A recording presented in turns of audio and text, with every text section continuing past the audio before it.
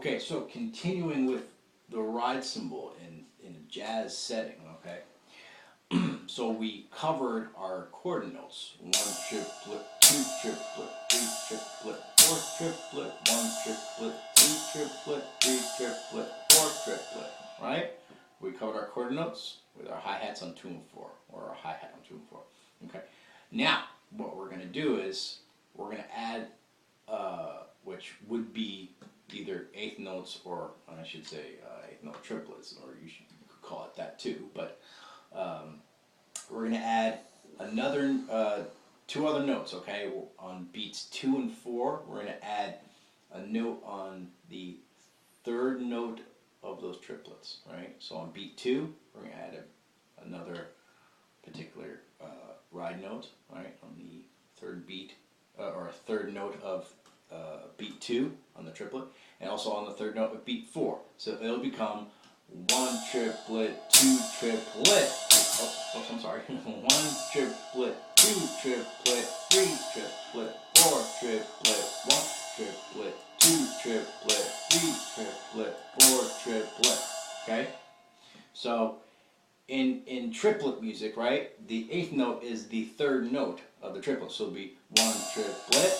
So if you have those in a row, 1 triplet, 2 triplet, 3 triplet, 4 triplet, that you would refer to that as swing eighth notes, okay? Because eighth notes are straight for the most part, right? In straight music, like rock music, right? But then in triplets, it's, right?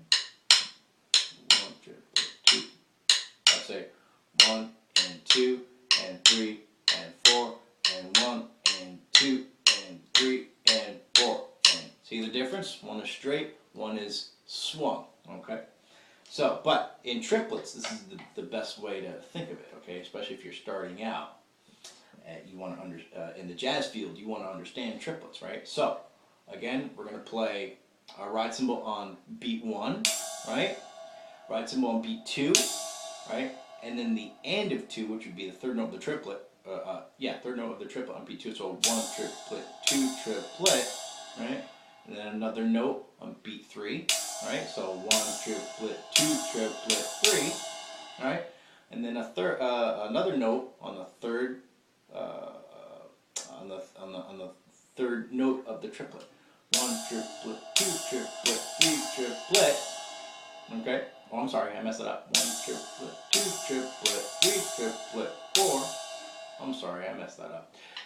A quarter note on beat 1, another quarter note or another note on beat 2, and then another note on the third note of that triplet on beat 2, and then another note on beat 3, okay?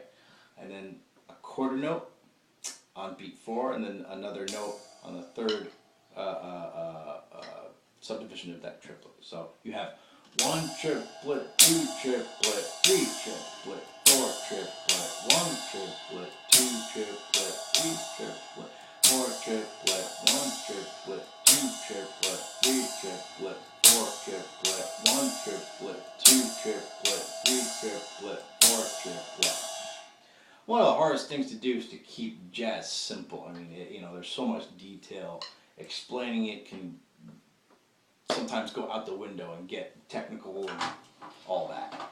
So that is your main jazz pattern. So when you speed it up, this is what you get. 1 triplet, 2 triplet, 3 triplet, 4 triplet, 1 triplet, 2 triplet, 3 triplet, 4 triplet, 1 triplet, 2 triplet, 3 triplet, 4 triplet, 1 triplet, 2 triplet, 3 triplet, 4 triplet. Okay? So that is the main pattern in jazz that you hear lots.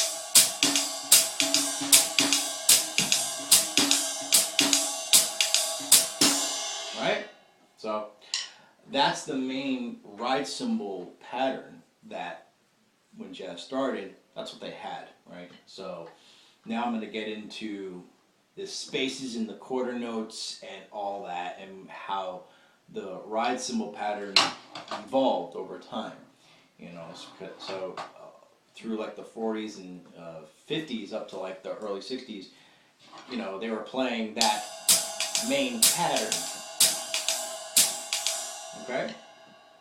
But in the next couple videos, I'm going to show you ride cymbal, different ride cymbal patterns that break up so to speak, break up those particular patterns, and they turn into something even cooler and bigger and a lot more fun. And that's where you kind of get into the contemporary or modern jazz sound. That started with like Elvin Jones and all those guys. So that's it for this particular video. See you in a little bit.